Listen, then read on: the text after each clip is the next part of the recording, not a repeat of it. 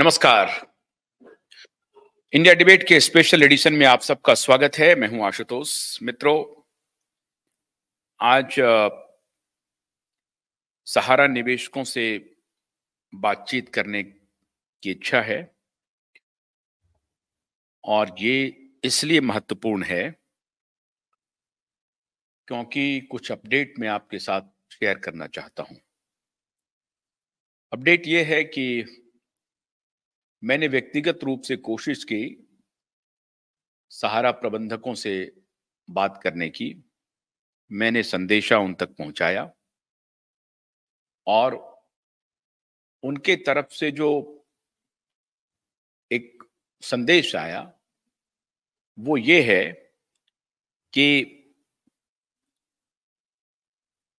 प्रबंधक और प्रबंधन जो भी हैं वो ये चाहते हैं कि हम अपनी संपत्ति बेच करके लौटा देंगे।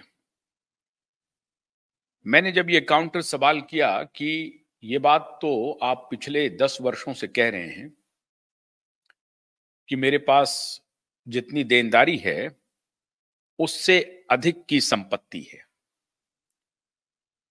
और उस देनदारी का हम भुगतान कर सकते हैं अपनी संपत्ति का निपटारा करके, तो निपटारा क्यों नहीं कर रहे हैं?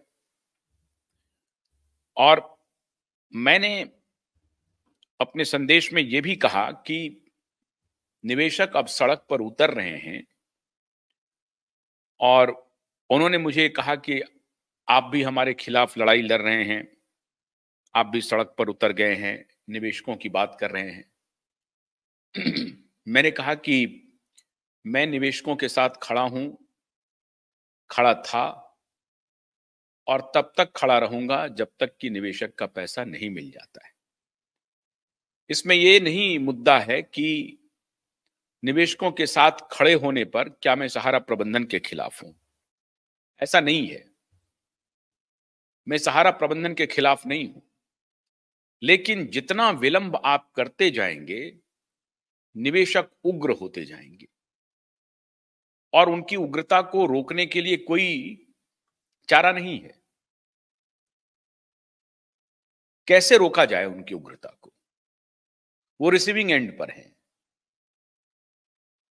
वो आर्थिक रूप से इतने परेशान हैं, इतने बदहाल हैं।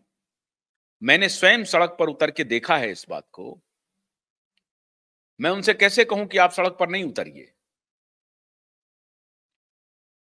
अब अगर वो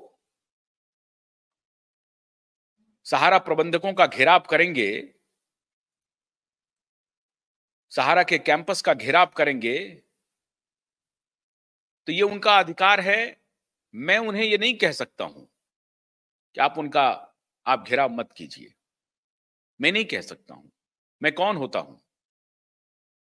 इसलिए ये मान लेना कि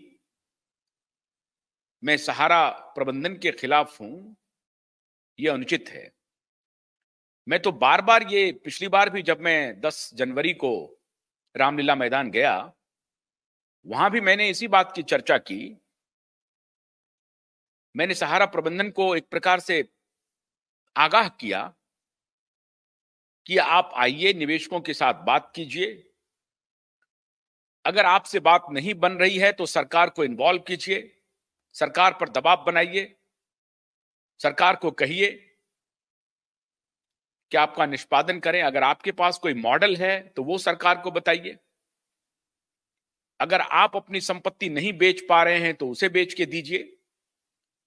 कुछ साल पहले जब ये कहा गया कि एमबी वैली को बेचा जाए तो एमबी वैली का वैल्यूएशन किया गया। भोलानाथ का ब्रश कटर एक बैटरी से चलने वाली मशीन है जिसका चार्जिंग समय 3.5 घंटे है। इसे हम 6 से 8 घंटे बिना रुके चला सकते हैं। एक बार चार्ज करने पर ये 16,000 स्क्वायर फीट गेहूं, चावल, बजरा, जोबर के खेत काट सकता है, जबकि इसी कार्य को पेट्रोल ब्रश कटर 1,000 रुपए पेट्रोल का खर्चा करता है।